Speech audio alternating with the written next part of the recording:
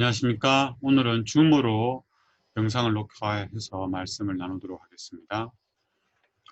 오늘 말씀의 제목은 아직 완성되지 아니한 속죄입니다. 함께 요한복음 19장 30절 말씀을 읽겠습니다. 예수께서 신 포도주를 받으신 후에 이르시되 다 이루었다 하시고 머리를 숙이니 영혼이 떠나가시니라. 예수님이 십자가에서 7번 말씀을 하십니다. 그래서 가상칠언이라고 하죠. 가상칠언을 살펴보면 다음과 같습니다.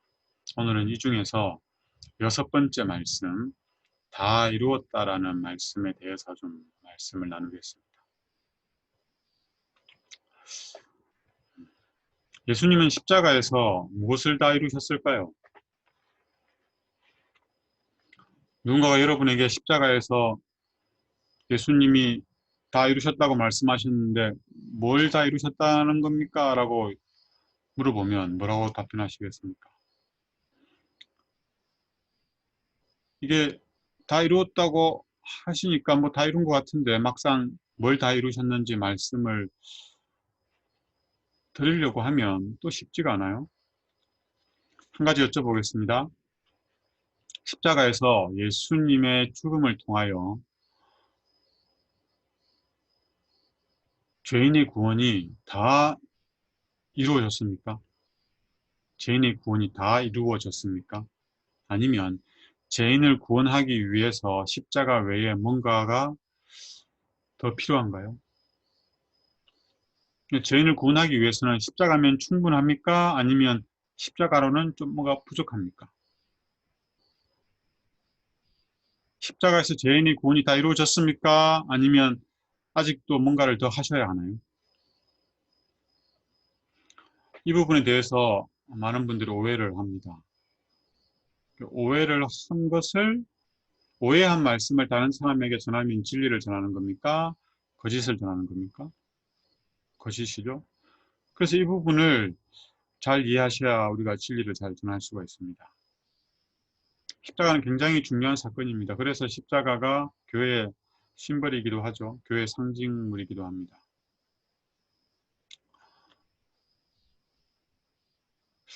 십자가가 너무나 기독교에서는 중요하기 때문에 십자가를 두고 충분하지 않다고 말씀을 드리면 뭔가 잘못하고 있다라고 느껴지고, 또 십자가 외 다른 것이 필요하다고 말하면 십자가의 가치를 떨어뜨리는 것처럼 느껴집니다. 그런데 여러분 생각해 보십시오. 십자가에서 예수님이 다 이루었다라는 말씀을 하신 지 벌써 2000년이 지났는데, 그 2000년이 지난 후에도 여전히 선과 악의 대쟁투는 계속되고 있어요. 다 이루었다고 말씀하셨지만 죽은 의인은 아직도 부활하지 못하고 땅속에 잠들어 있습니다. 아직 악인들도 심판을 받지 않고 있고요. 예수님이 다 이루었다 말씀하신 지 2000년이 지난 오늘을 살아가는 우리도 아직 예수님의 재림을 기다리며 살아가고 있습니다. 도대체 예수님은 십자가에서 무엇을 이루셨기에 다 이루셨다고 말씀하셨을까요? 예수님이 십자가에서 다 이루셨다는 사실을 믿는 것은 굉장히 중요합니다. 그러나 예수님이 십자가에서 우리의 구원을 이루셨다고 믿는 것은 조금 조심해야 합니다. 예수님이 십자가에서 이미 우리의 구원을 이루셨다고 믿는 것은 예수님이 다 하셨으니까 우리의 구원을 위해서 우리는 할 것이 없다 라고 받아들여지게 되는 거죠. 예수님이 하신 일에 우리가 하나라도 더 한다면 그건 우리가 예수님을 전적으로 신뢰해서 예수님을 믿음으로 말미암아 구원을 받는 게 아니야. 예수님이 하신 일에 우리가 뭔가 하나라도 더 한다면 그건 행함으로 구원을 얻으려고 하는 것이야 라고 오해를 살 수도 있습니다. 구원을 위해서 우리가 할 일은 단 하나도 없을 만큼 예수님이 십자가에서 완전하게 구원을 이루셨다는 사실을 믿음으로 받아들이는 사람은 어떤 삶을 살게 될까요? 그 삶에 기쁨이 있고 감사가 있을까요? 그렇겠죠. 예수님이 우리의 구원을 위해서 십자가에서 모든 일을 하셨으니까요.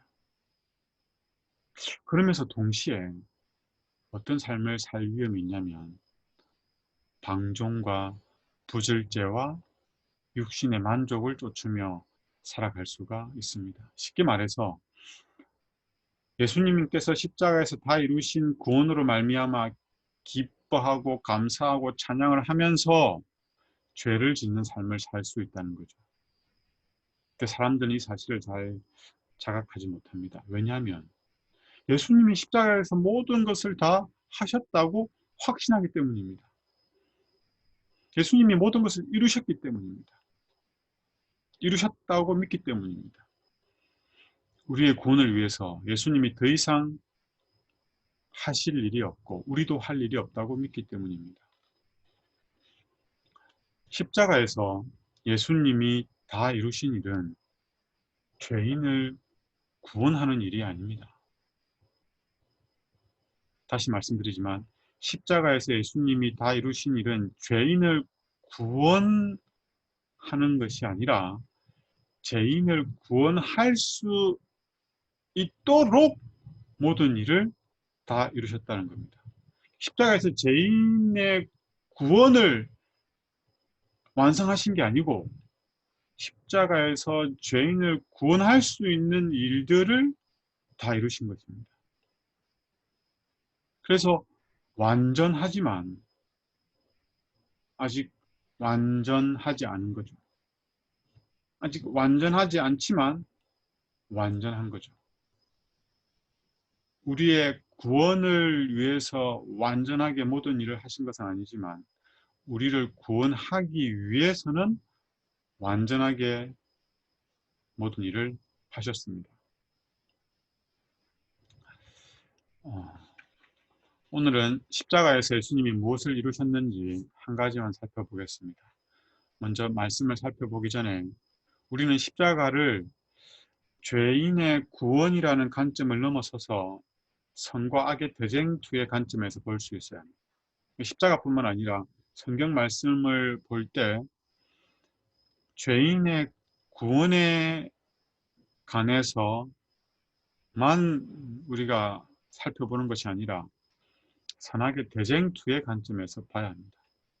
왜냐하면 인류의 범죄와 타락 그리고 죄인을 구원하는 문제들이 사실 선악의 대쟁투라는 큰 프레임 안에서 생겨났기 때문입니다.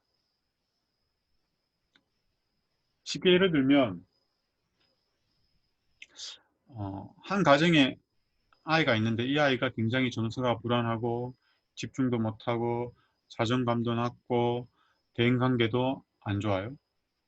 그래서 이 아이를 치료하기 위해서 이 아이의 정신적, 신체적 문제에 집중하는 것도 필요하지만 그것보다는 이 아이가 도대체 왜 이렇게 되었는지 근본적인 원인을 밝히고 그 원인을 해결해야겠죠. 그런데 대부분의 자녀들의 문제는 부모에게서 옵니다. 이 아이 가정도 알고 봤더니 엄마 아빠가 사이가 안 좋았어요. 하루가 멀다 하고 엄마 아빠가 싸우는 거예요. 그리고 이 아이는 돌봄을 받지 못한 겁니다. 이 아이는 늘 사랑을 갈급하면서 불안에 떨면서 사는 거예요. 그래서 이 아이를 구원하기 위해서는 이 아이의 문제가 아니라 아빠와 엄마의 아빠의 문제를 먼저 해결해야 되는 겁니다. 즉 근본적이고 거시적인 관점으로 문제를 바라봐야 되는 거예요. 엄마와 아빠의 대쟁투를 해결해야 이 아이의 근본적인 구원도 해결되는 겁니다. 죄 구원의 문제도 마찬가지입니다. 죄인의 구원의 문제도 마찬가지입니다. 그럼 사탄이 왜 아담과 하와를 유혹했을까요? 단순히 저 조그만 지구에 작은 별에 살고 있는 아담과 하와를 괴롭히고 죽이려고 그랬을까요? 사탄이 굉장히 똑똑하잖아요. 나도 하나님 말씀에 불순종하여 죽게 되었는데 너가 또 죽어봐라! 이렇게 해서 죽였을까요? 사탄은 모든 계획을 자기를 위해서 세우고 모든 일을 자기를 위해서 합니다. 십자가에서 이루신 일을 설명하면서 이어서 말씀을 드리겠습니다. 한 말씀 보겠습니다. 그리고 대쟁투의 관점으로 말씀을 봐야 된다고 했죠. 십자가의 문제도 마찬가지입니다. 대쟁투는 최초부터 하나님의 율법에 관한 것이었다. 사단은 하나님이 불공평하시며 그분의 율법에 결함이 있고 우주의 행복을 위하여 그것을 변경해야 할 필요가 있다는 것을 증명하려고 애써왔다. 율법을 공격함으로 그는 그 율법의 제정자의 권위를 뒤집어 엎으려고 하였다. 그 대쟁투에서 하나님의 율례에 결함이 있어 변경해야 되는지 혹은 완전하여 변할 수 없는 것인지가 나타나게 될 것이다. 대쟁투의 개쟁점은 율법입니다. 율법을 두고 지금 싸우고 있는 거예요. 이 말씀을 쉽게 설명을 드리겠습니다. 사탄은 자신을 변호하기 위해서 자신의 죽음이 부당함을 증명하기 위해서 즉 자기가 살아야 함을 주장하기 위해서 하나님이 불의하고 하나님이 옳지 못하고 하나님이 틀렸다, 나쁘다라는 것을 주장해야 되고 증명해야 됩니다. 여러분 뉴스를 많이 보셔서 알겠지만 야당과 여당이 싸울 때 어떻게 싸웁니까? 공격할 때 어떻게 하죠? 돌을 던집니까? 총을 쏘나요? 그런 게 아니죠. 상대 정당의 공약, 정책, 그 정당이 발의한 법안, 그리고 그 정당을 구성하고 있는 의원들이 했던 발언들을 공격합니다. 그러니까 상대방에게 직접 돌을 던지는 게 아니라 그 사람의 생각과 가치관과 품성이 드러나는 것들을 공격하는 겁니다. 그렇게 하면 그 사람을 틀린 사람으로 만들 수 있고 그 정당이 옳지 못한 정당이라는 것을 증명할 수 있거든요. 사탄도 마찬가지입니다. 사탄은 하나님과 싸울 때 하나님에게 직접 돌을 던지거나 창을 던질 수는 없잖아요. 하나님 훨씬 강한데. 사탄은 뭘 공격하는 걸까요? 뭘 공격하면 하나님을 공격하는 게 될까요? 네.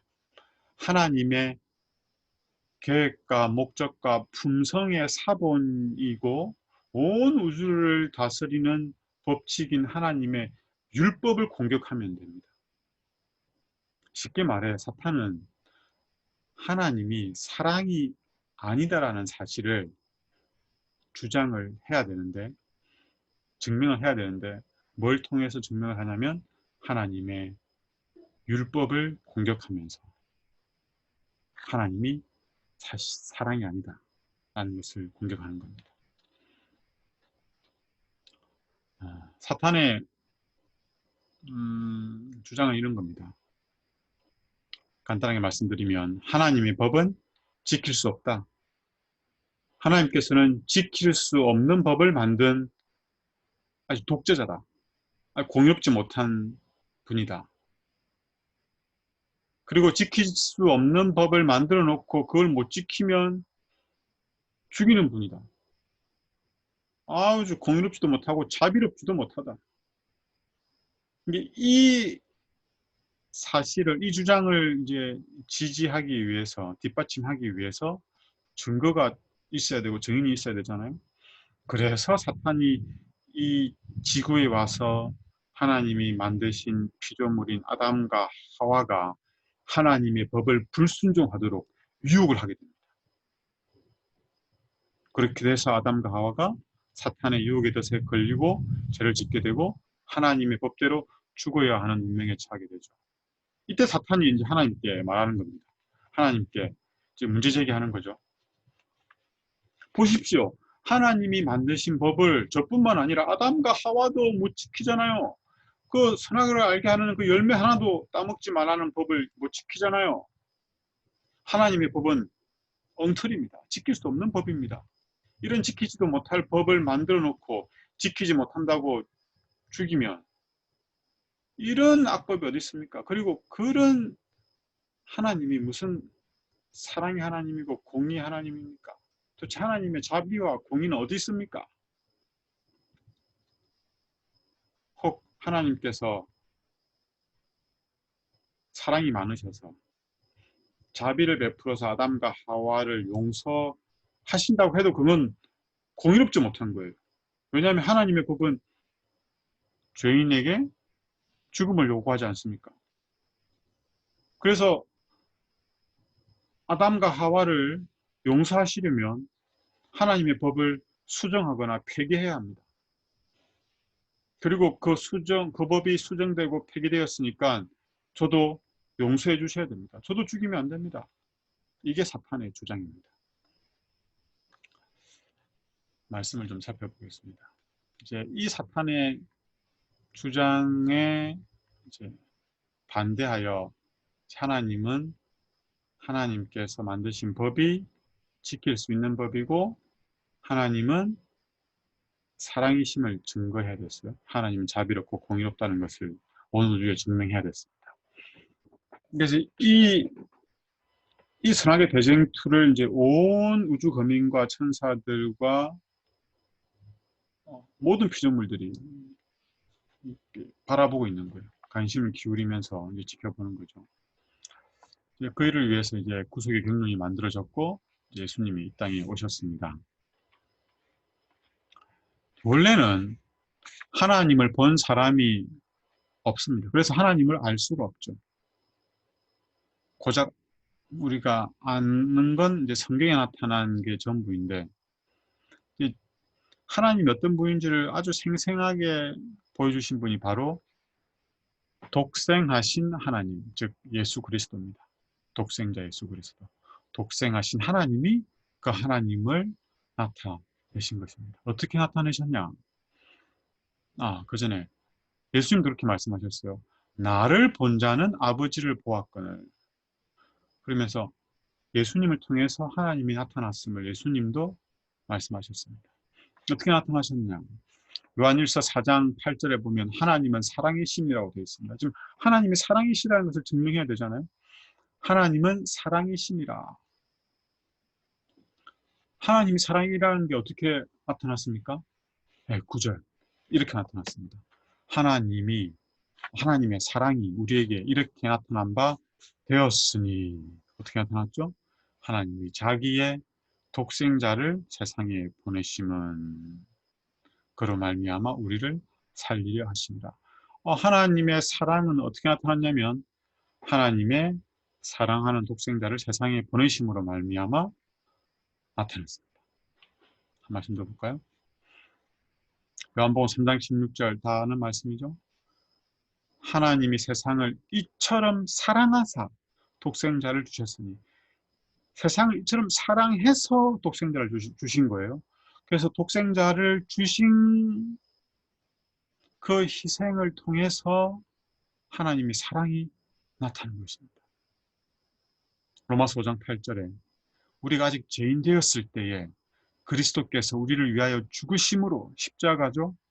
십자가에서 우리를 위하여 죽으심으로 하나님께서 예수님께서 십자가에 달려 죽으시면서 하나님의 사랑이 확증된 거예요.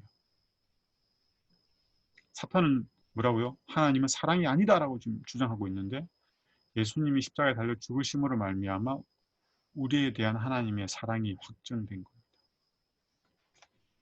예수님 이런 말씀도 하셨어요. 요한복음 15장 13절에 사람이 친구를 위하여 자기 목숨을 버리면 이보다 더 큰 사랑입니다. 목숨을 버리는 사랑이 가장 큰 사랑입니다. 예수님이 이 사랑을 하셨지 않습니까? 이보다 더 큰 사랑이 없습니다. 근데 이 사랑은 아무런 희생 없이 치러진 사랑이 아닙니다. 2주 전 안식일에도 말씀을 드렸지만 예수님께서 겟세마네 동산에서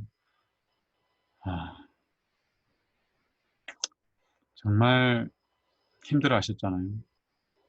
제자들을 의지하기를 원했고 제자들에게 위로받기를 원할 만큼 굉장히 힘들어하고 고통스러워 하셨습니다.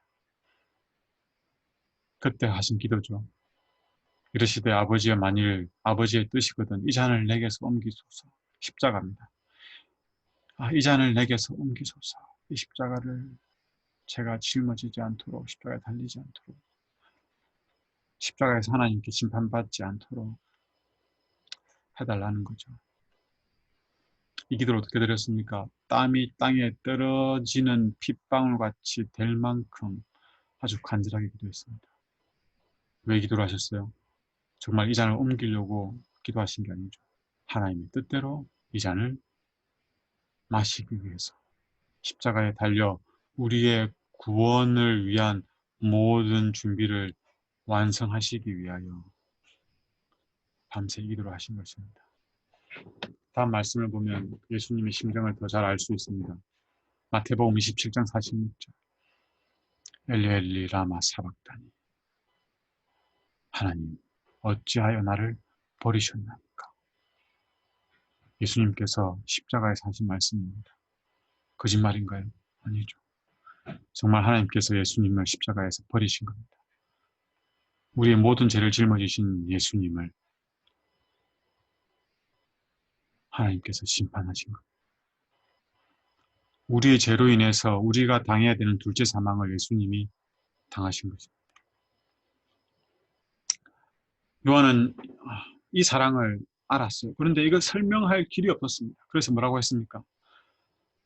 보라, 아버지께서 어떠한 사랑을 우리에게 베푸사, 어떠한 사랑을. 이거 말고는 더 달리 형용할 수가 없는 겁니다. 사탄이 주장한 것처럼 하나님은 사랑이 아닙니까? 아니죠. 하나님은 사랑이십니다. 여러분 삶 속에 하나님께서 사랑으로 굽어 살피시고 인도하셨으리라 믿습니다. 여러분 삶을 어떻게 인도해 오셨는지 모르지만 십자가에 나타난 이 사랑보다 더 큰 사랑은 없습니다. 여러분 병을 고쳐주셨든지 여러분 사업을 잘 되게 해주셨든지 여러분 자녀가 잘 되었든지 그것과 비교할 수 없는 거예요. 아니 내 삶 속에서 하나님의 사랑이 경험되지 않았다 해도 이 십자가의 사랑만으로도 충분합니다.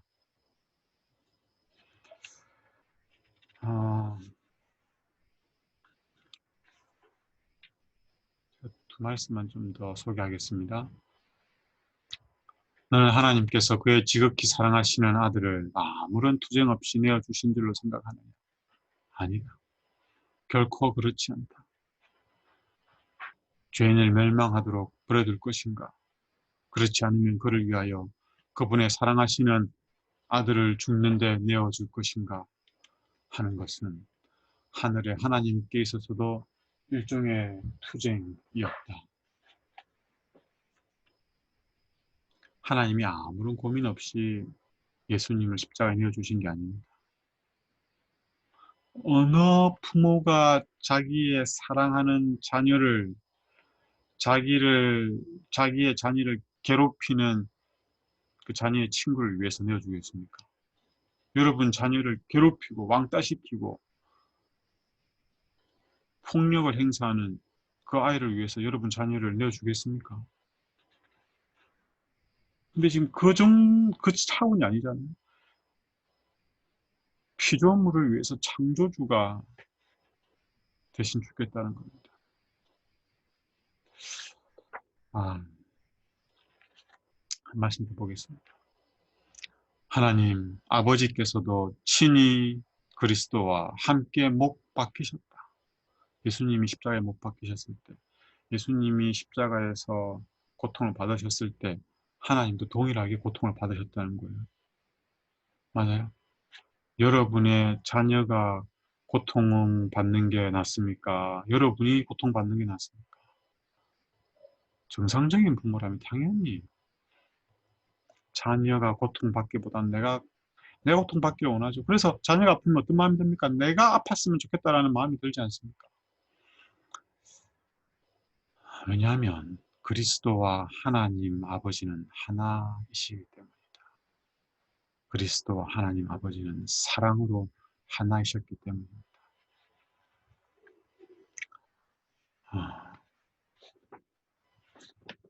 이렇게 해서 십자가에서 하나님의 사랑이 완전하게 드러났습니다.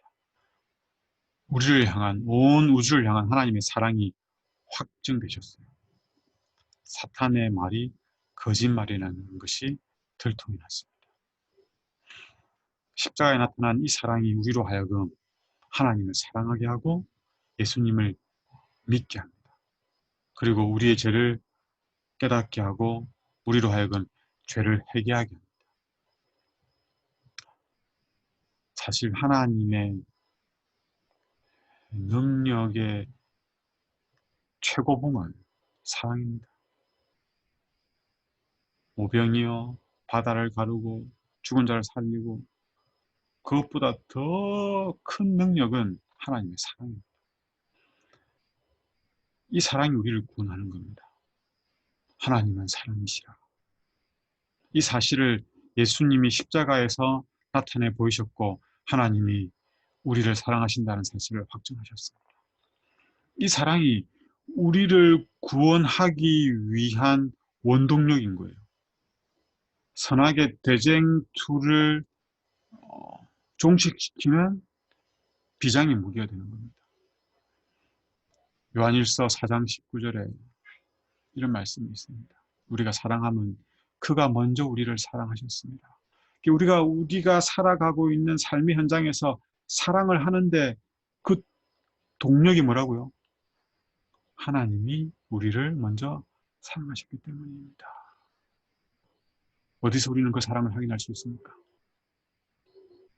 바로 십자가에서 우리는 그 사랑을 아주 분명하게 볼 수 있고 경험할 수 있습니다.